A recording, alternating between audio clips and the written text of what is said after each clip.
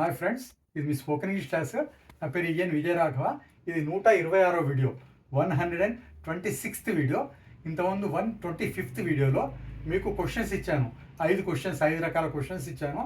Okay, ఆ questions ఏంటేంటి?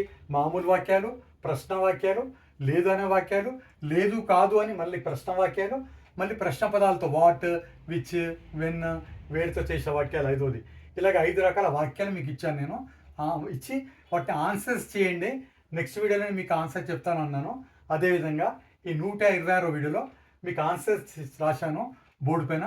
ఆన్సర్స్ని మీరు రాసిన వాటితో చెక్ చేసుకోండి, క్రాస్ చేసుకోండి. ఏమైనా తప్పులు ఉన్నట్టయితే మీరు కరెక్ట్గా వాటిని ఆన్సర్స్ రాసుకోవచ్చు. దానివల్ల మీరు ఎవరితోనైనా మాట్లాడేటప్పుడు కానీ ఎవరినైనా ఎలా అయినా ప్రశ్నించాలన్నా, లేదు కాదని చెప్పాలన్నా చాలా ఈజీగా సులభంగా అయిపోతుంది.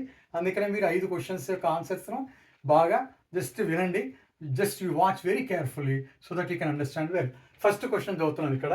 నేను నిన్న ఈ సమయానికి లంచ్ చేస్తూ ఉన్నాను అంటే ఎలా చెప్పాలి? నిన్న ఈ సమయానికి I was taking lunch at this time yesterday. ఈ సమయానికి అన్నప్పుడు ఏం వాడతాం ఇంగ్లీష్లో? ఎట్ దిస్ టైమ్ అనాలి. ఓకే. రెండో వాక్యం వచ్చేసి, మీరు మొన్న ఉదయం 11 గంటలకు ఆఫీస్లో పని చేస్తున్నారా? ఇది ప్రశ్న. మీరు కాబట్టి యూతో వర్ వస్తుంది. Were you working in office at 11 AM day before yesterday? మొన్న డే బిఫోర్ ఎస్టర్డే అనాలి. ఓకే. మూడోది వచ్చేసి, అతను నిన్న మార్నింగ్ షాపింగ్ చేయడం లేదు. అతను నిన్న మార్నింగ్ షాపింగ్ చేయడం లేదు అంటే ఇది లేదు కాదనే వాక్యం. నెగటివ్ సెంటెన్స్ ఎలా చెప్పాలి? He was not shopping yesterday morning.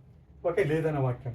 నాలుగో వాక్యం వచ్చేసి, ఆమె లాస్ట్ సండే 10 గంటలకు ఉదయం మ్యూజిక్ వినడం లేదా అంటే ఇది ప్రశ్న వచ్చింది, లేదు కాదనే వాక్యం వచ్చింది. అందుకే రెండింటి కలిపి వాష్ షీ నాట్ రెండు వచ్చాయి. Listening to music at 10 AM last Sunday వినడం లేదా.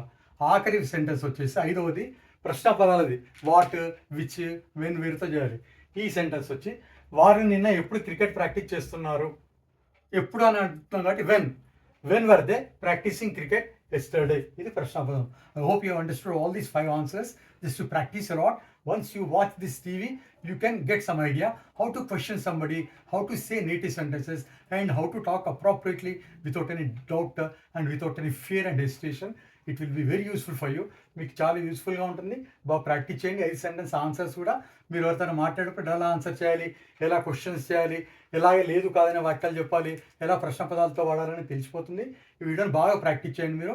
మీకు ఏమైనా డౌట్స్ కనుక ఉన్నట్టయితే కామెంట్ బాక్స్లో తెలియజేయండి. ఆ డౌట్స్ అన్ని కూడా క్లియర్ చేస్తాను. I wish all the best. Have a nice day. Thank you my dear friends. Thanks a lot.